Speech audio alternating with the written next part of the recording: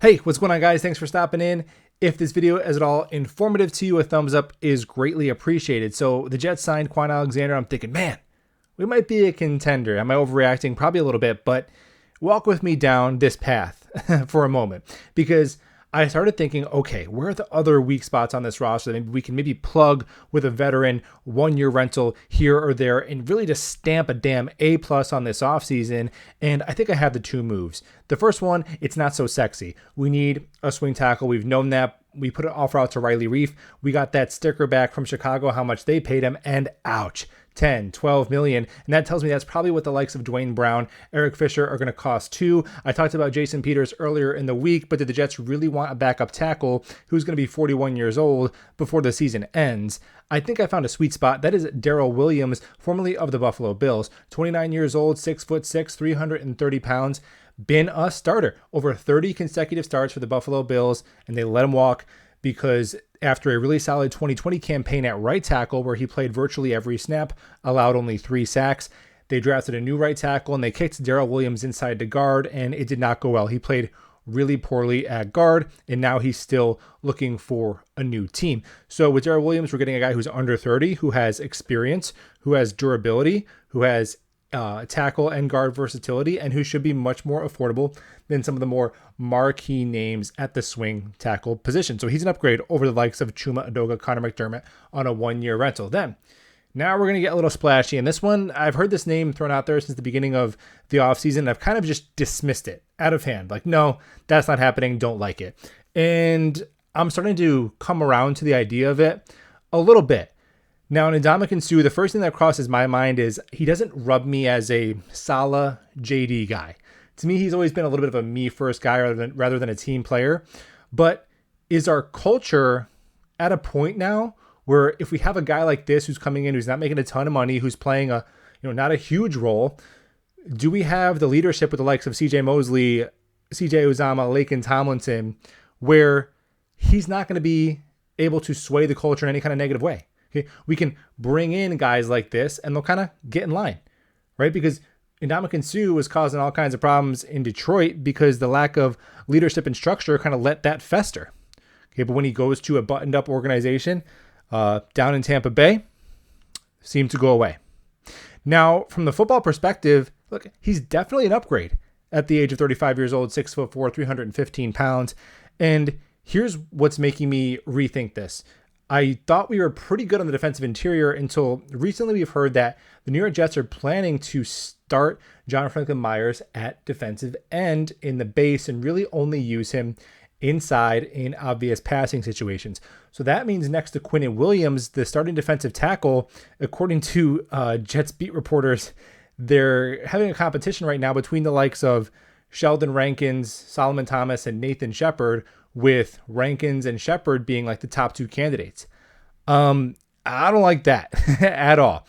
Ndamukong Suh, last year, the production, 6 sacks, and he had 7 tackles for loss. That's exactly the same numbers in those metrics as Quinnen Williams.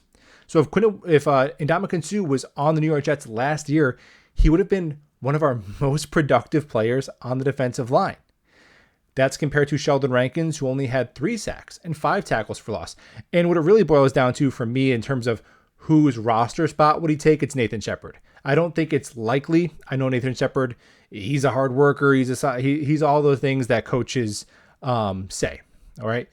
But man, when you watch him on the field, Nathan Shepard last year had 7 penalties, which led all defensive tackles in the league. He didn't have 1 sack. He didn't have 1 tackle for loss, and he was available for 17 games. He played over a third of the snaps.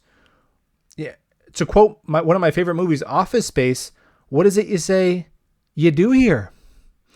So he would definitely be a big upgrade. Now, one of the weaknesses of our team, maybe the biggest weakness, is run defense. Okay, if I'm the Baltimore Ravens, Cleveland Browns early in the year, I'm looking to run the ball right down the Jets' throat until they prove that they can stop it. Although Quan Alexander is a big upgrade on our passing defense, I don't know how much he adds against the run. And Ndamukong Suh, he's always been a pass rusher first. He's a guy who kind of freelances a little bit, but he's still a significant upgrade in the run over Sheldon Rankins, who was one of the worst run defending defensive tackles in the NFL last year, or Nathan Shepard, who's a penalty machine. Now, in terms of how much would this move the needle, adding Quan and Ndamukong Suh and then a swing tackle who could keep us afloat if Becton or Fant have to miss a couple games. Man, I think it moves the needle. And people say, well, we're not one player away or 2 players away. Well, 1 or 2 players away from what? The Super Bowl? Yeah, no shit. No one's saying that. But can Quan Alexander, Ndamukong Suh, and a backup tackle be the difference between the Jets being the 8th team in the AFC East and sitting at home and being the 7th seed and breaking the longest playoff drought? One of the longest in professional sports, the longest in the NFL? Yeah, they can. And here's the final note on that. Because you guys know how I feel about the Jets. I'm more optimistic. I have higher expectations than most Jets fans. I don't think it's crazy to think we can make the playoffs. But I want to debunk something because people will say, well, they can name 7 teams right off the bat that are better than the Jets that are going to get those 7 seats. The entire 4 teams in the AFC West. Okay, that's fair. They're probably better than the Jets. The Bills in our division. That's fair. Okay. And then in the AFC North, 2 of our opponents this year, the Baltimore Ravens and the Cincinnati Bengals. Okay, so there's 7 teams who are flat out, no doubt about it, better than the Jets. We cannot make the playoffs, but that's not true, and here's why. The New York Jets are not competing with those teams for a playoff spot. They're not. Here's why. Every year, there's a couple of teams that you would say are shoo-ins. They're going to make it. I guarantee it. That for whatever reason don't get in. Last year in the beginning of the year, the Saints and the Ravens flying high, right? Screaming towards a 1 seed, and then they both lose their quarterbacks and they miss the playoffs.